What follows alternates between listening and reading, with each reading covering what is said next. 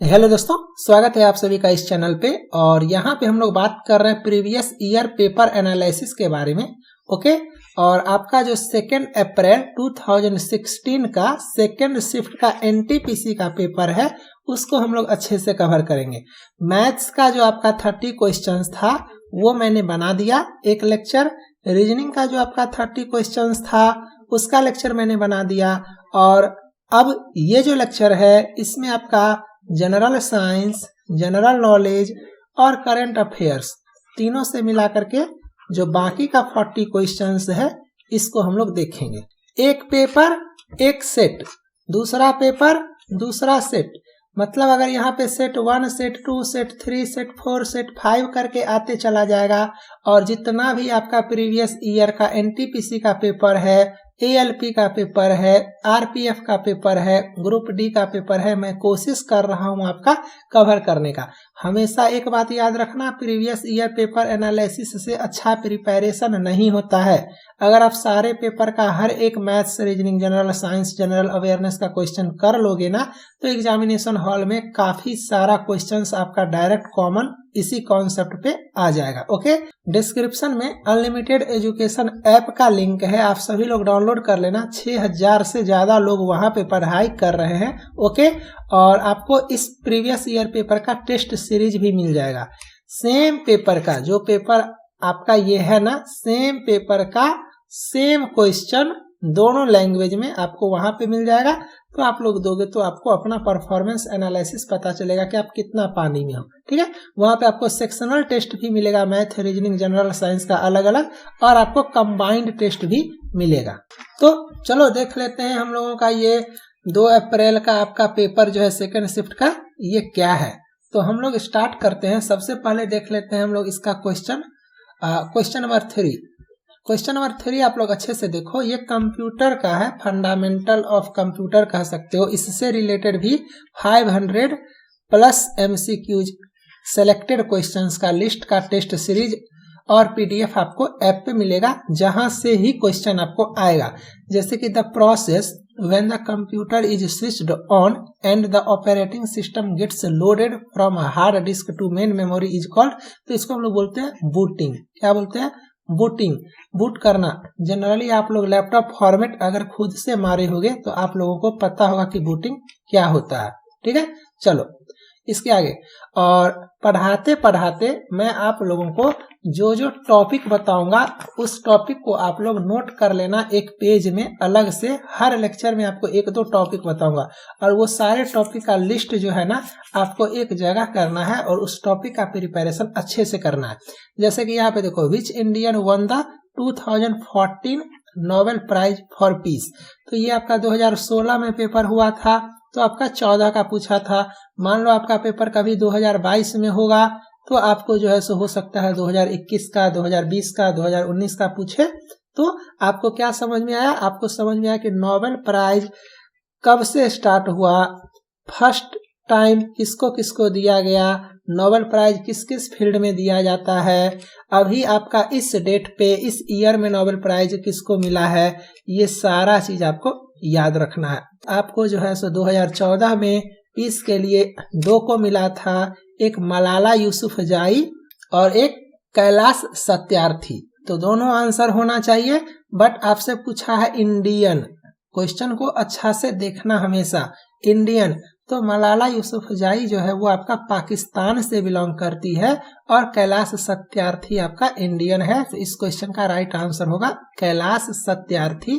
Question number आपका इसका answer option number A, Kailash Satyarthi. ठीक है, चलो इसके आगे देख लेते हैं। यहाँ पे देखो, who was the first president of the Indian national Congress. तो आपको क्या समझ में आया? आपको ये समझ में आया कि आपका ये टॉपिक है Indian national Congress. Indian national Congress से रिलेटेड हर एक क्वेश्चन आपको पता होना चाहिए। इस टॉपिक पे कितना तरह का क्वेश्चन बन सकता है हम लोगों का, सारा का सारा क्वेश्चन का कलेक्शन का एक पीडीएफ आपको ऐप पे मिलेगा। ओके, नोबेल प्राइज से रिलेटेड भी आपको वहीं पे मिलेगा। ये सब आपका एक यूनिवर्सल टॉपिक कह सकते हो, जहां से क्वेश्चन आपको किसी भी कीमत पे आएगा ही आएगा। दुनिया भर का मेहनत नहीं करना है, एग्जाम ओरिएंटेड पढ़ाई करो, ठीक है, सेलेक्टिव पढ़ाई करो, किस टॉपिक से मुझे क्वेश्चन आ सकता है एग्जाम में। तो इंडियन नेशनल कांग्रेस का कौन था आपका फर्स्ट प्रेसिडेंट? उमेश चंद्र बनर्जी। तो इस क्वेश्चन का राइट आंसर होगा आपका उमेश चंद्र बनर्जी, ठीक है। ये सारा क्वेश्चन मैंने आपको अच्छे से बताया हुआ, ये मैथ्स रीजनिंग वगैरह का। चलो यहाँ पे देखते हैं इसके आगे का question. In 2013 the first woman to be elected as the president of South Korea. तो ये आपका 2016 का एग्जाम है और 2013 के बारे में पूछा है, तो इसको आप करंट अफेयर्स नहीं कह सकते हो, क्योंकि ये फर्स्ट वुमेन वाला कॉन्सेप्ट है। यहाँ पे फर्स्ट मैन फर्स्ट वुमेन आपका करंट अफेयर्स नहीं होता है, वो आपका स्टैटिक जीके कह सकते हो, मिसलेनियस टाइप का। तो फर्स्ट वुमेन थी जो आपका साउथ कोरिया की प्रेसिडेंट बनी थी, ठीक है।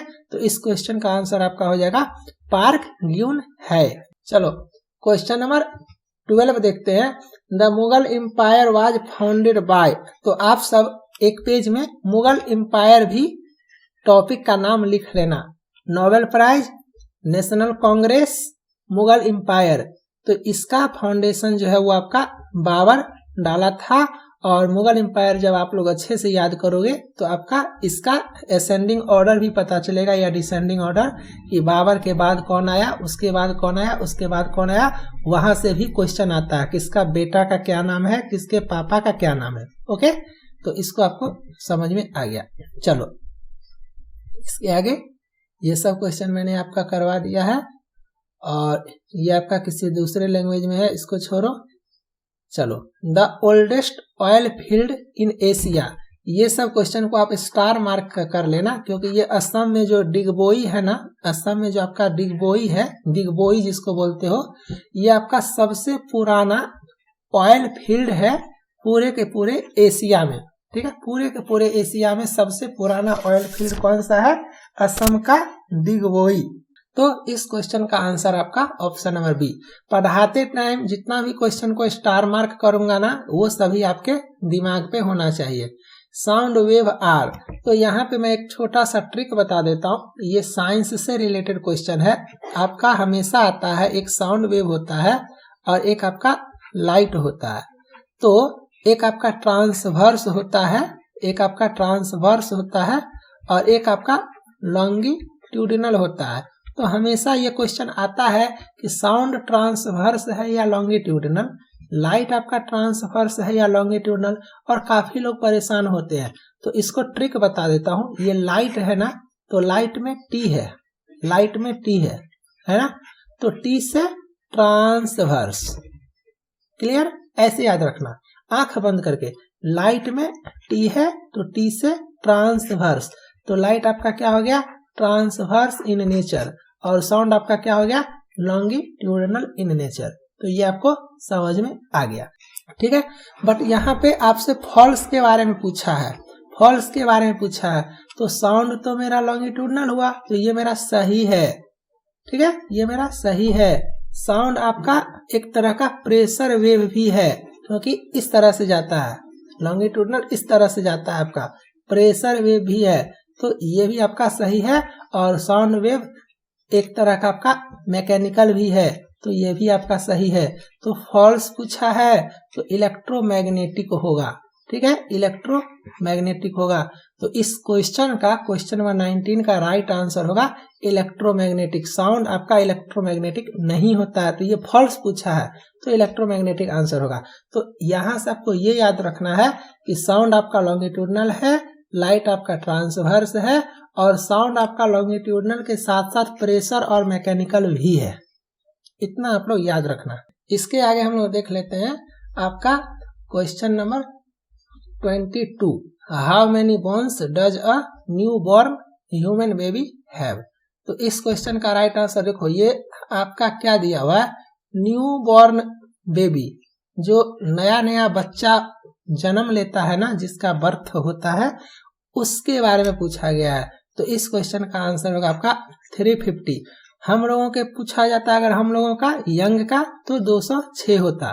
तो यहाँ पे आपका न्यू बॉर्न ह्यूमन बेबी के बारे में पूछा है, तो इस क्वेश्चन का right answer is 350। Option number A is the right answer.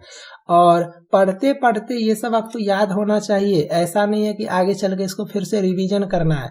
जहाँ पे मैं स्टार मार्क बोलूंगा, जहाँ पे मैं थोड़ा सा टाइम दूंगा, वो सबको आपको अच्छे से नोट करना है, जैसे ये वाला कॉन्सेप्ट। और ये सब आपको एक ही बार में याद हो जाना चाहिए, ठीक है। चलो क्वेश्चन नंबर 23 देखते हैं। Which country built the birds nest stadium for 2008 summer Olympic. अब यहाँ पे क्या है, विच कंट्री मतलब आपका चिड़िया का घोंसला के लिए एक स्टेडियम बनाया गया 2008 में समर ओलंपिक के टाइम। तो इस कंट्री का नाम है चाइना। और ये सब ऐसा क्वेश्चन है ना, जरूरी नहीं है कि आप बना लोगे, तो ये सब जगह पे ज्यादा टाइम वेस्ट नहीं करना है। यही होता है आपका एग्जाम ओरिएंटेड पढ़ाई, ये सब जगह पे आपको टाइम वेस्ट नहीं करना है, ठीक है। समझ में आ गया। जहां से आसानी से नंबर ला सकते हैं ना, वहां पे फोकस करो। क्वेश्चन नंबर 24 देखो। विच of the following coloured light has the lowest frequency. अब इस टाइप के क्वेश्चन पे आपको ज्यादा मेहनत करना है और ये कॉन्सेप्ट आपको बार बार रिवाइज करना है। जब कोई लाइट आपका ट्रेवल करता है ना किसी प्रिज्म से होकर के, तो इसको ऐसे जाना चाहिए ना, बट ये ऐसे नहीं जाकर के थोड़ा सा डेविएट होता है और 7 हिस्सा में बट जाता है, 7 पार्ट में बट जाता है। जैसे कि 1 आपका 2 3 4 5 6 और 7। तो इसको याद कैसे रखोगे, तो VIBGYOR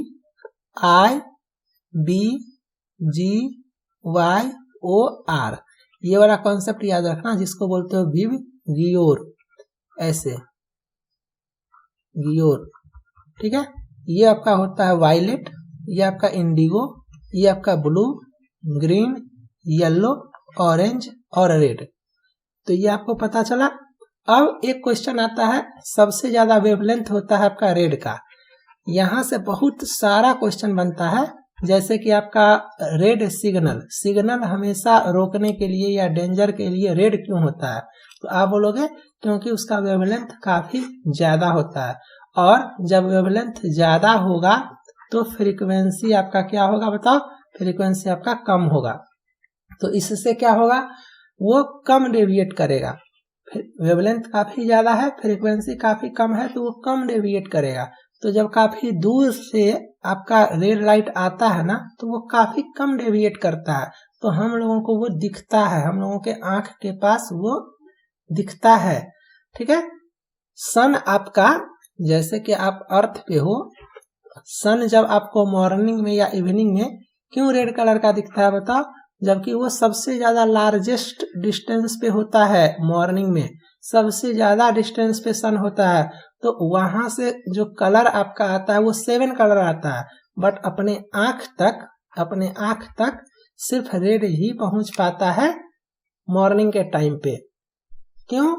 क्योंकि रेड का वेवलेंथ सबसे ज्यादा है, फ्रीक्वेंसी सबसे कम है, तो यहाँ से बाकी सारा कलर इधर उधर चला जाता है, बट रेड मेरे आंख तक पहुंचता है। तो ये सब कॉन्सेप्ट आपको पता होना चाहिए। तो रेड का वेवलेंथ सबसे ज्यादा, फ्रीक्वेंसी सबसे कम। और आपका विवगियोर, ये वायलेट जो है ना, इसका वेवलेंथ आपका सबसे कम और फ्रीक्वेंसी आपका सबसे ज्यादा। तो ये पैटर्न आपको पता चलना चाहिए हमेशा। ये अगर आपको याद है तो मैं आपसे पूछूंगा कि यहाँ पे बीच में कौन सा है, तो आप बोलोगे ग्रीन, है ना। सबसे ऊपर कौन सा है, आप बोलोगे रेड। सबसे नीचे कौन सा है, आप बोलोगे वायलेट। सबसे ज्यादा वेवलेंथ किसका है, आप बोलोगे रेड का। सबसे कम वेवलेंथ किसका है, आप बोलोगे वायलेट का। सबसे कम फ्रीक्वेंसी किसका है, आप बोलोगे रेड का। सबसे ज्यादा फ्रीक्वेंसी किसका है, आप बोलोगे वायलेट का। तो ये सारा चीज आपको पता होना चाहिए। यहाँ से एक फार्मूला आपका होता है, frequency equal to 1/t time period. इसका यूनिट होता है आपका हर्ट्ज। फ्रीक्वेंसी का क्या होता है, हर्ट्ज यूनिट होता है, सारा याद रखना। और एक आपका होता है वेलोसिटी इक्वल टू λ/t, और यहाँ से 1/t को f लिखोगे तो f इंटू लेमडा। तो वेलोसिटी आपका हो गया f इंटू लेमडा। तो यहाँ से भी आप देखो लेमडा को क्या बोलते हैं, वेवलेंथ बोलते हैं, और एफ को क्या बोलते हैं, फ्रीक्वेंसी बोलते हैं। तो फ्रीक्वेंसी और वेवलेंथ एक दूसरे का इनवर्सली प्रोपोर्शनल है। तो अगर वेवलेंथ मेरा ज्यादा होगा तो फ्रीक्वेंसी कम होगा, और फ्रीक्वेंसी ज्यादा होगा तो वेवलेंथ कम होगा। तो ये चीज आपको पता होना चाहिए। जहां पे अच्छे से समझाना है, जहां से क्वेश्चन फिक्स है आपका आने का, वहां पे मैं ज्यादा टाइम देता हूं। तो ये कॉन्सेप्ट आपका सुपर इम्पोर्टेंट है। तो आप सभी को आज के बाद इस कॉन्सेप्ट से कोई सा भी क्वेश्चन आएगा तो नहीं छूटना चाहिए। उम्मीद करता हूं आपको ये समझ में आ गया होगा। अब ये क्वेश्चन नंबर 25 आप लोग देखो। In 2015 which auto manufacturer manipulated emissions testing data leading to the resignation of its CEO Martin Winterkorn. तो ये सब क्वेश्चन को आपको छोड़ देना है। आपके काम का जो है ना वो आपको पता होना चाहिए। ये 2016 का पेपर है, 2015 का करंट अफेयर्स है, तो आपको ये सब अभी नहीं पूछेगा। वैसे आपको देखना है तो इस क्वेश्चन का राइट आंसर वोल्क्सवैगन होगा। चलो आगे देखते हैं। The only non metal which is liquid at room temperature. तो इसको आप लोग याद रखना, ब्रोमीन। आपका नॉन मेटल पूछा है ना तो ब्रोमीन होगा आंसर, और अगर मेटल पूछ देता तो आपका आंसर मरकरी हो जाता। क्वेश्चन नंबर 29 देखो। आपका Maanch is a folk dance from. तो आप लोग एक टॉपिक और लिख लेना कि फोल्क डांस जो है अलग अलग स्टेट का, वो आपको याद होना चाहिए। बिकॉज फोल्क डांस से आपका एक क्वेश्चन रेलवे का कोई सा भी एग्जाम हो फिक्स है। तो इस क्वेश्चन का आपका आंसर होगा मध्य प्रदेश।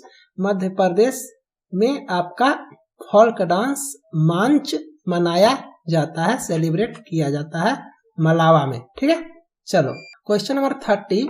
विच of the following insecticides harmful effect came under media attention when health issues in Kerala were publicized। तो ये आपका उस समय का करंट अफेयर्स है, इसको छोड़ दो। चलो क्वेश्चन नंबर 33 देखो। वैसे तो ये आपका रीजनिंग का है, लेकिन जनरल साइंस से भी इसको रिलेट कर सकते हो। Choose the one which is different और ऑड फ्रॉम द फॉलोइंग। तो यहाँ पे आपका एल्यूमिनियम, आयरन और कॉपर ये तीनों मेटल है, और ब्रास आपका अलॉय है। तो इस क्वेश्चन का राइट आंसर होगा अलॉय। जितने भी लोग ये लेक्चर देख रहे हो ना, कोशिश करो लेक्चर को फॉलो करने का, क्योंकि यहाँ पे आपका वेस्टेज ऑफ टाइम नहीं होगा। आप कम टाइम पे ज्यादा कंटेंट लर्न करोगे। लाइव क्लास वगैरह जनरली मैं इसीलिए नहीं लेता हूँ कि टीचर्स लोग थोड़ा सा आपका टाइम ज्यादा ले लेते हैं, और यहाँ पे एडिट वगैरह करने के बाद आपको कॉम्पैक्ट टाइम, कम टाइम पे काफी ज्यादा क्वालिटी कंटेंट प्रोवाइड किया जाता है। और ये लेक्चर जैसे ही खत्म होगा ना तो ये पेपर आपका पूरी तरह से कंप्लीट हो जाएगा। बिकॉज 30 क्वेश्चंस मैथ आपका मैंने ऑलरेडी कंप्लीट करवा दिया, 30 क्वेश्चंस मैंने रीजनिंग कंप्लीट करवा दिया, और 40 क्वेश्चंस जो आपका GK plus GS plus current affairs है वो मैं कंप्लीट करवा दिया। तो जब आप ये पूरा पेपर का 100 क्वेश्चंस देख लिए, तब आप लोग इस पेपर का टेस्ट लगाना। ठीक है, जिस डेट का ये पेपर है उसी डेट के नाम से आपका ये टेस्ट मिलेगा ऐप पे। उस टेस्ट को आप लोग दो। ठीक है, और देखो कि कम से कम ये सारा लेक्चर देखने के बाद 90 प्लस लाते हो कि नहीं। पढ़ाई इस तरह से करोगे तो सिलेक्शन लोगे। चलो आगे देखते हैं। क्वेश्चन नंबर 37 है। इन 1981 इसरो लॉन्च्ड इंडियाज फर्स्ट जियो स्टेशनरी सैटेलाइट। तो इसरो का हेडक्वार्टर कहाँ है, इसरो का एस्टेब्लिशमेंट कब हुआ था, इसरो का फुल फॉर्म क्या है, इसका चेयरपर्सन का क्या नाम है, ये सारा आपको पता होना चाहिए। तो ये तो सभी को पता होगा ना, इंडियन स्पेस रिसर्च ऑर्गेनाइजेशन, इसका हेडक्वार्टर बेंगलोर में है। और ये आपका जो है सो फर्स्ट जियो स्टेशनरी सैटेलाइट इंडिया का जो लॉन्च किया था 1981 में, उसका नाम था आपका एप्पल। और एप्पल का फुल फॉर्म होता है, मैं लिख देता हूँ। ठीक है, तो ये आपका क्या होता है, Ariane passenger payload experiment APPLE का फुल फॉर्म है। और first indigenous experimental communication satellite भी इसको आप कह सकते हो। ठीक है, कम्युनिकेशन सैटेलाइट। चलो इस क्वेश्चन का आपको आंसर पता चला। इसरो से रिलेटेड सब कुछ आपको याद रखना है।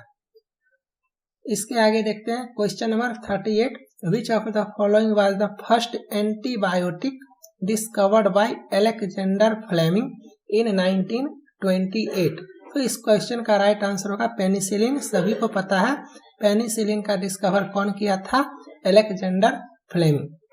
काफी लोग बायोलॉजी पढ़ते हो तो काफी ज्यादा डीपली पढ़ते हो, पेपर देखो, पेपर में जिस टाइप का बायोलॉजी का क्वेश्चन आता है ना उसी टाइप का बायोलॉजी पढ़ो। आप लोगों को बायोलॉजी में पीएचडी नहीं करना है, आपको बस एग्जाम में बायोलॉजी का क्वेश्चन सॉल्व करना है। ओके, चलो आगे देखते हैं फटाफट। विच of the following acts under the Indian constitution is described bye article 21A। तो आपका 21A आर्टिकल जो है वो है राइट टू एजुकेशन, और आर्टिकल आप लोगों को टॉपिक पे लिखना है। ये आर्टिकल आपको अच्छे से कवर करना है, सारा का सारा आर्टिकल, और उसमें से मोस्ट इम्पॉर्टेंट आर्टिकल जिससे रिलेटेड क्वेश्चंस हमेशा एग्जाम में आते हैं, और यहाँ से एक न एक आपका आ ही जाएगा।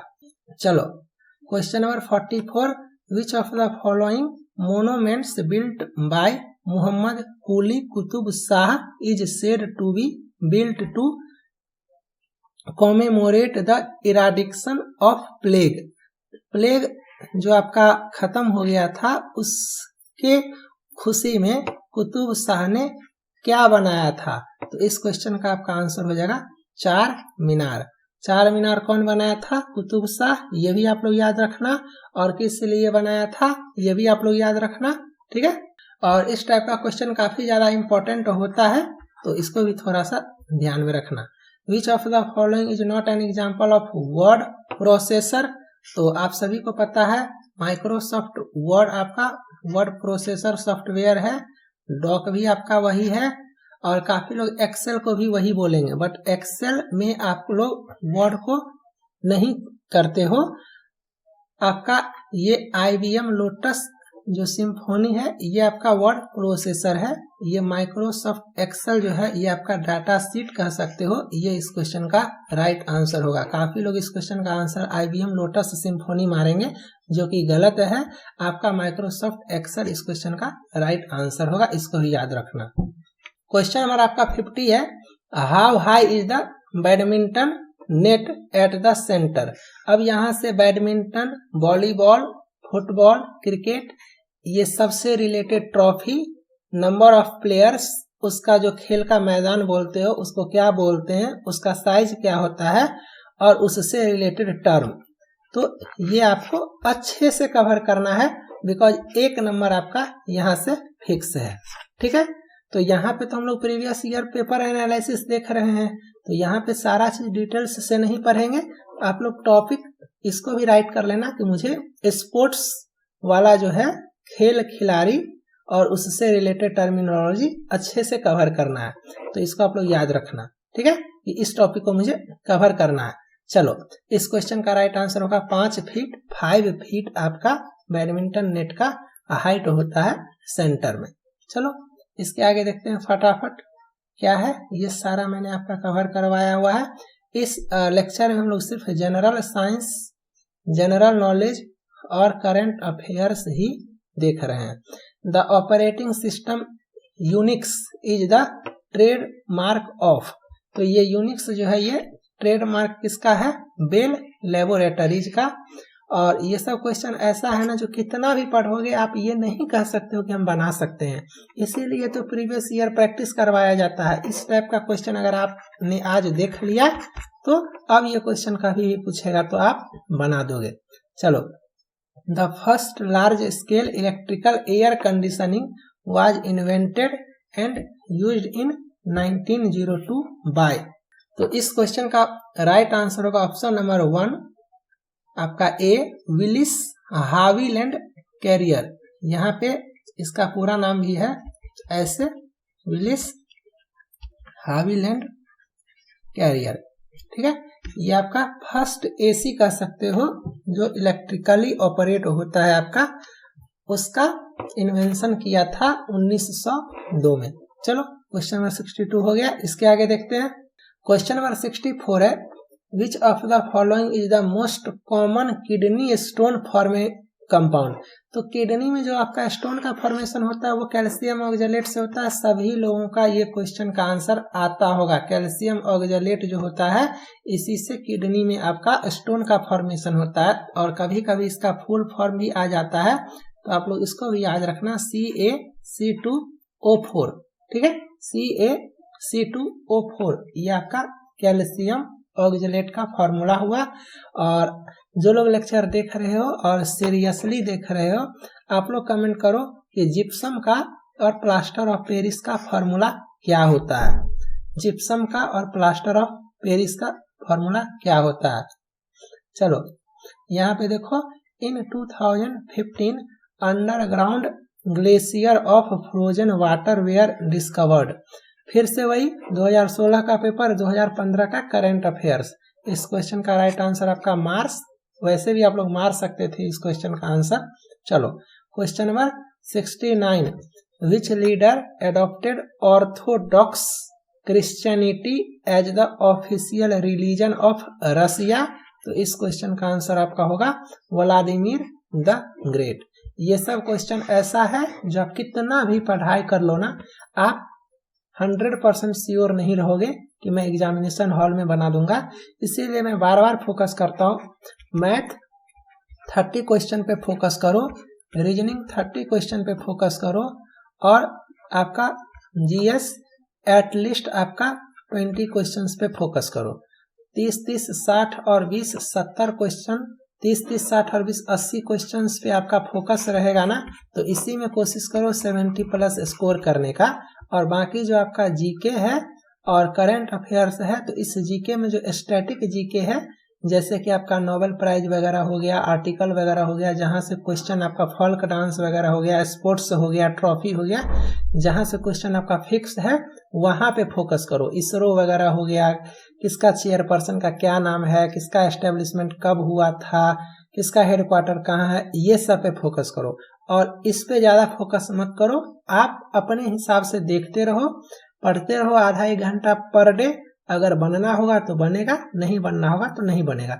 बट अल्टीमेटली जिसका मैथ्स रीजनिंग जीएस स्ट्रॉन्ग है ना, उसका सिलेक्शन कभी भी कोई नहीं रोक सकता है। इसको माइंड मेकअप कर लो। और मेरा मेन फोकस मैथ रीजनिंग और जीएस पे ही होता है, ठीक है। इसीलिए आप सभी को बोलता हूँ ऐप पे अच्छे से प्रैक्टिस करो आकर के। चलो इसके आगे देखते हैं। यहाँ पे आपका ये तो रीजनिंग हो गया, ये सब मैंने अच्छे से करवाया हुआ है, इसको आप छोड़ो, लैंग्वेज चेंज इसको आप छोड़ो। चलो यहाँ पे देखो, the father of Indian space programme, one of the most important question, आप सभी को इसका आंसर याद होना चाहिए।